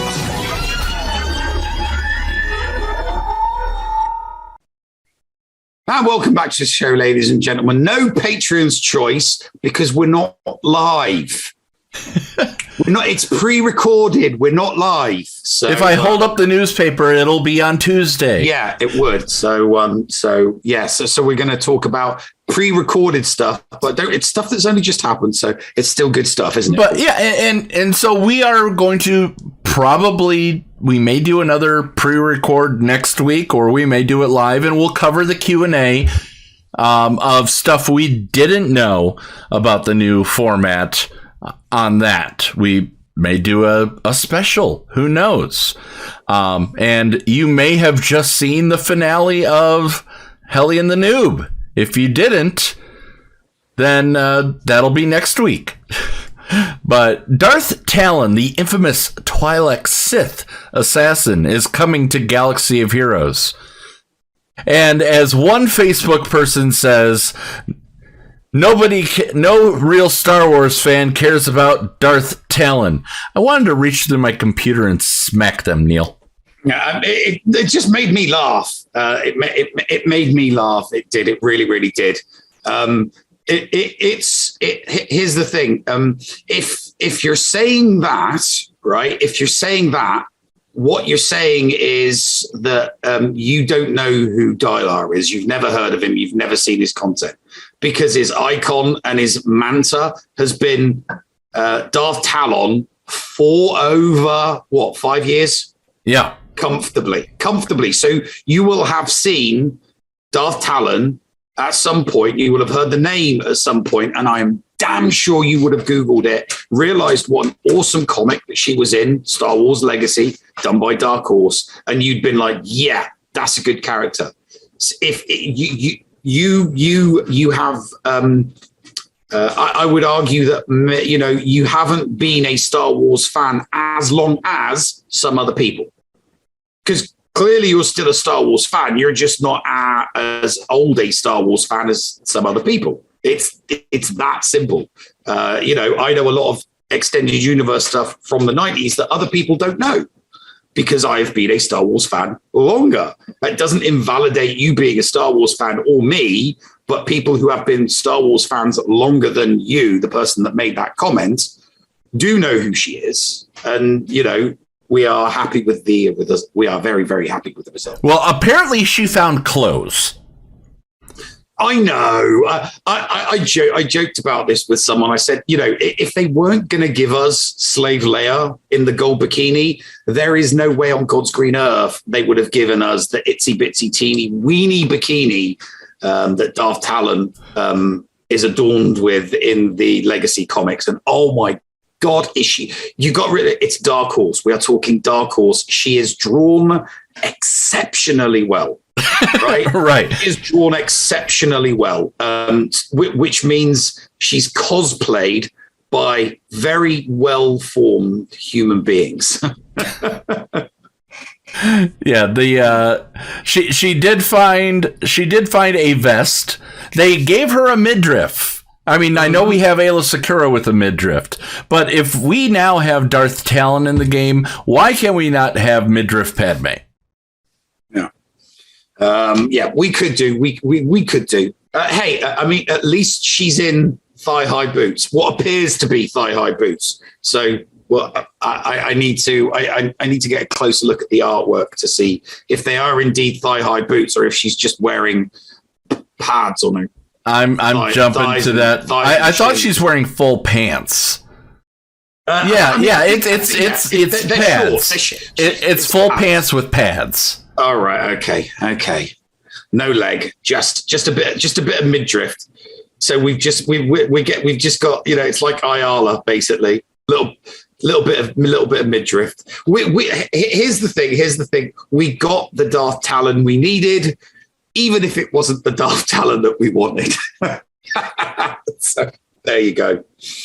So we got her. We at least we got her. So that's great. And I encourage everybody to go out and read the Legacy comic strip. I'm pretty sure there was at least 20, maybe between 20 and 30 comics of the Legacy story. So I'm sure you could find an omnibus or a trade paperback or a trade paperback. Yeah, but basically, she is from the extended universe of the distant future. Most of the extended universe that was done in the 90s and the 2000s was based on, the Clone Wars era. And then the Old Republic era, thousands of years ago, between 5,000 and 3,000 years ago. But the Legacy one was like, let's switch it up. Let's go 100 years into the future. So you've blown through 4 generations of, Skywalker, Solo, that family line to a time, off in the future. So, different Sith, different Jedi, different scoundrels, different light side, different different factions, different species. It's all really, really good because it's off in the far future. Highly recommend that comic book series to anyone. Darth Talon plays an integral role in those comic books. So yeah, highly recommend it. So it's looking like they're about $25, and there was 50 issues of Star Wars Legacy. 50-ish. So I massively underestimated that. I didn't read every single one of them. They were not easy comics to get in the UK. They really, really weren't easy comics to get in the UK. So it may be the case that I haven't read them all, because I think I only scanned the ones that I had, and I think it was between 20 and 30. So clearly I don't have and haven't read the full collection. So there you go. There's legacy comics that I haven't read. Yeah, and I'm trying to see how many trade paperbacks there are. There is 1, 2, 3, 4, 5, 6, 7, 8. There are 10 trade paperbacks. That's graphic novels to us English people and Europeans. Graphic novels. Over here they call them trades. In the UK and in Europe we call them graphic novels, because if you had a 6 series comic book in the UK, you compress those 6 issues into a graphic novel. We compress it into a graphic novel. So yeah, but there's 3 epic collections. So if you want to go out and get them, Volume 1, Volume 2, and Volume 3, Star Wars Legacy. So there you go. Yeah. No, the video you are talking about, Nightmare. Yeah, that's fan fiction. That's pure 100% fan fiction. Because there's over 100 years between those 2 Sith Lords, Maul and Talon. Yeah. So she is a popular Sith Lord for cosplayers. She really, really is. There is some adult entertainment that was fan made of these characters, but you see it through pretty much anything these days. But we're not going to dwell on that. Saving Ryan's Privates. I mean, come on. How do you turn a war movie into a So sexy Star Wars characters, it was inevitable. So, as far as the inspiration, Darth Talon's most notable personality trait is her unwavering loyalty. This is shown in her proven loyalty, unique ability. She'll sacrifice some of her own health to protect her leader if the squad is entirely Sith. So that's why they say that she is a very, very formidable character in the whole Sith triumvirate, if you're using that in Grand Arena. She'll snipe units as they get low enough health to defeat. In Grand Arenas, constantly hitting enemies with the pain and isolate status effects will really get her bonus train going. Now, here were the frequently asked questions. Who is Darth Talon? As you mentioned, Darth Talon is from the comic book series Legacy, which was published in 2006, 137 years after the Battle of Yavin, and features a new group of Sith trying to control the galaxy, overseen by Darth Krayt.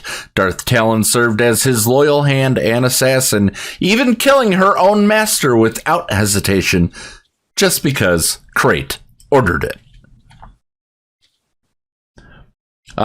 They ask, what are the requirements for the legacy tier in this marquee? You'll need both Kyle and Darth Talon to be 5 stars for the 3 Nomicrons.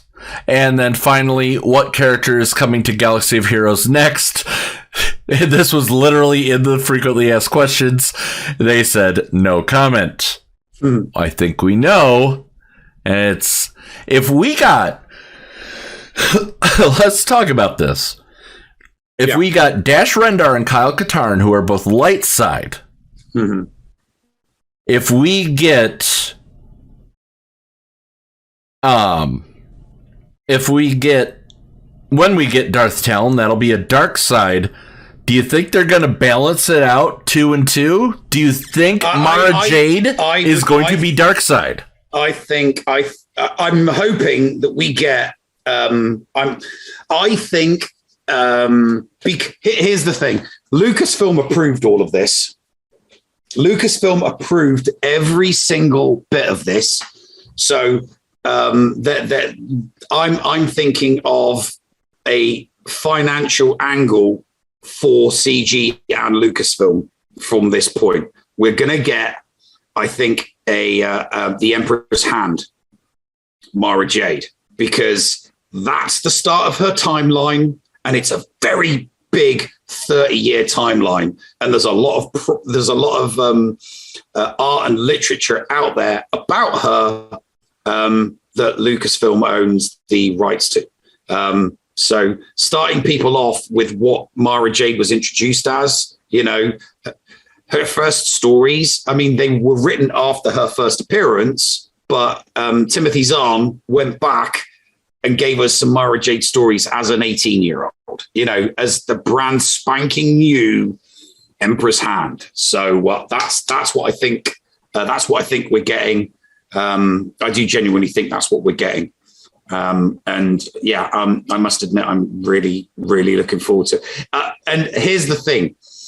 It's very convenient that the comic iterations of all of these characters are Dark Horse. I don't think nobody's picked up on that yet. Mara Jade comes out, and they give us the hand that we see in the Dark Horse comic books. I'll make the point now. If that's what we get, that means all of these characters, literary versions, are Dark Horse. It just happen to be comics, but done by Dark Horse. Which we talked about, I think it was 2 weeks ago, about the excitement behind the fact that we are getting Marvel and Dark Horse comics. The Star Wars universe, the canon Star Wars universe, is expanding. So it's going to be interesting because here's the thing. So some people played Shadows of the Empire before they read Shadows of the Empire, and some people read Shadows of the Empire before they played Shadows of the Empire. It's exactly the same with Dash Rendar. Some people will not have played. Well, it's Jedi Outcast, isn't it? Yes. Yes, Jedi Outcast. So there are comic books about that character. There are comics about that character. So that some people will have known about him from comic books before they knew about the game. So Mara Jade's never appeared in a game. So you only know Mara Jade if you read the books or read the comics. Oh, but according to the guy on Facebook, no real Star Wars fans know who Mara Jade is. What? Really? So, see, that's just silly. Is that? I know. I know. I mean, come on, dude. If you're going to troll, you've got to make it something with an iota of truth in that puts the dissent in and gets the reaction from the people you're trolling, right? But by saying something that asinine, exactly. By saying something that laughable, you're not going to get a rise out of anybody. People are just going to laugh at you. Troll harder, you numpty. Exactly. And Bringer says that he called that it was all Dark Horse characters last week. So you might not have seen that in chat, but he did make that call. All right, Neil. We're going to go ahead and wrap it up. We're going to get back to I'm going to edit this up, and we're going to have a full show for air on Friday. If you're watching this on Friday, thanks for hanging in there during a pre-recorded episode, but we're definitely glad that you stuck around to watch, listen, whatever it is. And also, I hope that your new house and new studio are everything that you hoped it would be, Neil. I'll keep my fingers crossed and hope for the best. All right. So, that being said, GA Center coming up this coming week, where we'll go over the final stats and also talk about the new way of everything going forward. We'll finally have that. And then stuff on Vault 37 Studios for me, playing Lego. We've almost completed Lego City Undercover. Should be fun to move on to the Lego Movie video game. And once GAC comes back, Neil. Oh, yeah. You and I, dueling times, we'll figure out some way to do it. Yes, we will figure out something. We'll see what happens. But there's going to be so much excitement over the new season. So really, really looking forward to it. It's going to be good in there. Bringer says he's still coming for you in GAC. I hope that matchup happens. That's all I'm going to say. You can try. All right. We're going to take off. Be nice to each other, damn it. Neil, you got anything for me? Nope, just push the button. Don't mind if I do. What's going on? Where the hell are we? Paris? Thank you for pressing the self-destruct button. Attention! This is Colonel Sanders in forward command. Abandon ship! Abandon ship! All personnel proceed to escape pods. Close down the circuits. Evacuate the city. Self-destruct mechanism has been activated. Abandon ship! Where is it? Where is it? It's gotta be here. Out of order! Even in the future, nothing works. This ship will self-destruct in exactly 10 seconds. Counting down. 10, 9, 8, 6. What happened to 7? Just kidding. 3, 2, 1. Have a nice day. Thank you.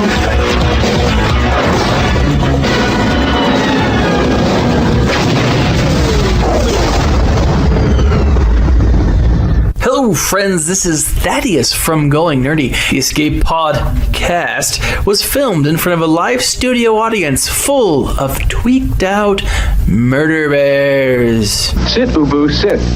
Good dog.